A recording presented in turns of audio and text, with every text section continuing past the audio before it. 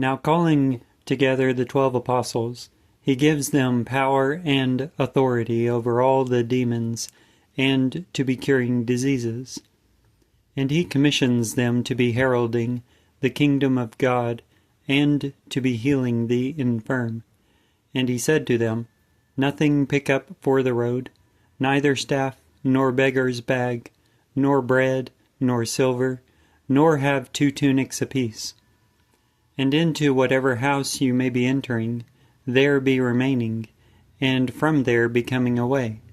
And whoever should not be receiving you, coming out from that city, twitch off even the dust from your feet, for a testimony against them. Now coming out, they passed through by the villages, bringing the evangel and curing everywhere. Now Herod the Tetrarch hears all that is occurring by him, and was bewildered because of what is being said by some, that John was roused from the dead, yet by some that Elijah appeared, yet by others that some prophet of the ancients rose. Yet Herod said, John I behead. Now who is this about whom I am hearing such things? And he sought to become acquainted with him.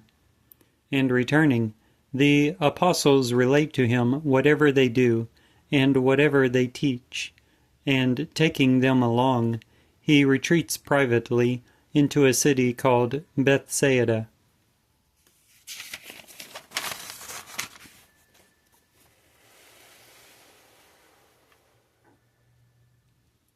Now the throngs, knowing it, follow him, and welcoming them, he spoke to them concerning the kingdom of God, and those having need of a cure he healed. Now the day begins to be declining. Now approaching, the 12 said to him, Dismiss the throng, that they, being gone into the villages and the fields around, should be putting up for the night and finding forage. For we are in a desolate place here.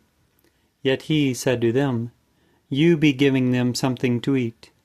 Yet they say, We have no more than 5 cakes of bread and 2 fishes, except should we go and buy food for all these people. For there were about 5,000 men. Now he said to his disciples, Cause them to recline in groups of about 50 apiece. And they do thus, and cause all to recline. Now taking the 5 cakes of bread and the 2 fishes, looking up into heaven, he blesses them, and breaks them up, and gave to the disciples to place before the throng. And they ate, and all are satisfied. And 12 panniers of their superfluous fragments were picked up. And it occurred, as he is praying in seclusion, the disciples were together with him, and Jesus inquires of them, saying, Who are the throngs saying that I am?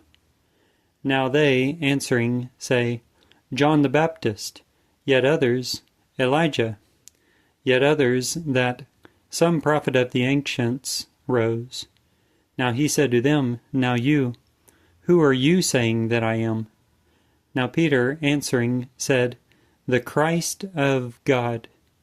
Now he, warning them, charges them to tell no one this, saying that the Son of Mankind must be suffering much, and be rejected by the elders and chief priests and scribes, and be killed, and the 3rd day be roused.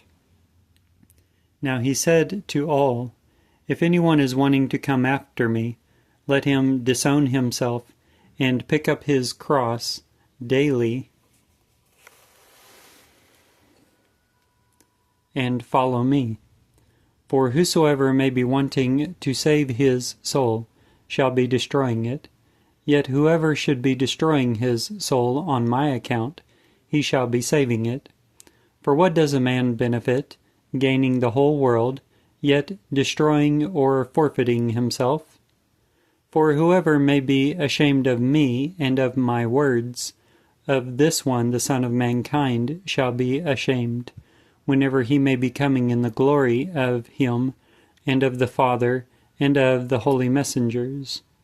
Now I am saying to you, truly there are some of those standing here who under no circumstances should be tasting death till they should be perceiving the kingdom of God. Now it occurred about 8 days after these sayings, taking along Peter and John and James also, that he ascended into the mountain to pray. And it occurred, in his praying, to the perception his face became different, and his vesture glittering white. And lo, 2 men conferred with him, who were Moses and Elijah, who, being seen in the glory, spoke of his exodus, which he was about to be completing in Jerusalem. Now Peter and those with him were heavy with sleep. Yet, becoming alert, they perceived his glory, and the 2 men who stand together with him. And it occurred, as they are detached from him, that Peter said to Jesus, Doctor, it is ideal for us to be here, and we should be making 3 tabernacles, one for you, and one for Moses, and one for Elijah, not being aware what he is saying. Now at his saying these things, a cloud came and overshadowed them. Now they were afraid at their entering into the cloud. And a voice came out of the cloud, saying, This is my Son, the chosen. Him be hearing. And at the coming of the voice, Jesus was found alone. And they hush, and to no one in those days do they report anything of what they have seen.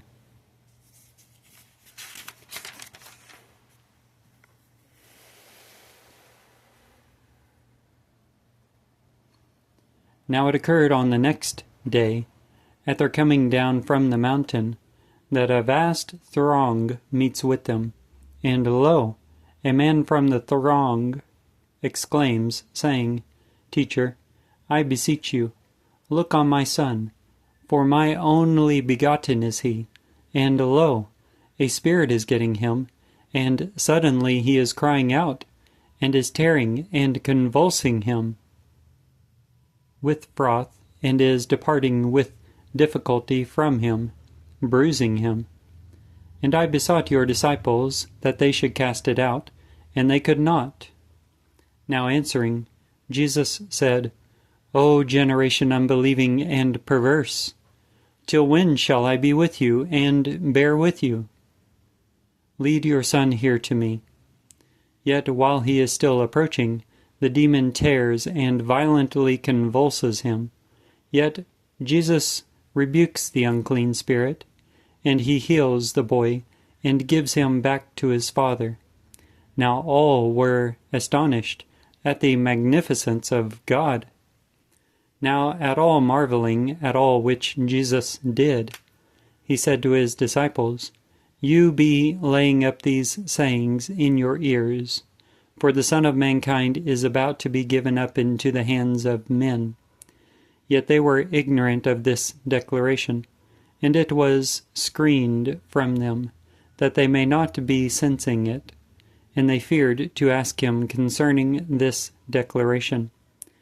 Now a reasoning entered among them as to which of them should be greatest.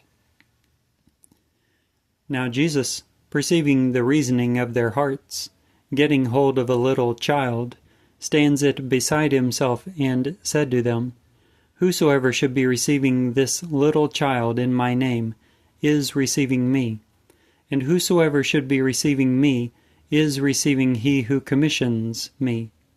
For the one inherently smaller among you all, he is great. Now answering, John said, Doctor, we perceived someone casting out demons in your name, and we forbade him, for he is not following with us.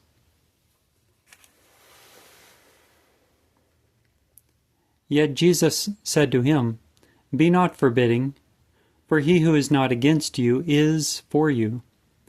Now it occurred in the fulfillment of the days of his taking up, he fixes his face steadfastly to go to Jerusalem. And he dispatches messengers before his face, and being gone, they entered into a village of the Samaritans, so as to make ready for him. And they do not receive him, for his face was going to Jerusalem. Now perceiving it, his disciples, James and John, say, Lord, are you willing? May we be telling fire to descend from heaven and consume them, as Elijah also does? Now, being turned, he rebukes them, and they went into a different village. And at their going in the road, someone said to him, I will be following you wheresoever you may be coming away, Lord. And Jesus said to him, The jackals have burrows, and the flying creatures of heaven roosts, yet the Son of Mankind has nowhere that he may be reclining his head. Now he said to a different one, Follow me. Yet he said, Lord, permit me first to come away to entomb my father. Yet he said to him, Let the dead entomb their own dead. Yet you, coming away, publish the kingdom of God. Now a different one also said, I shall be following you, Lord. Yet first permit me to take leave of those in my home. Yet Jesus said to him, No one, putting forth his hand on a plough and looking behind, is fit in the kingdom of God. Luke chapter 9.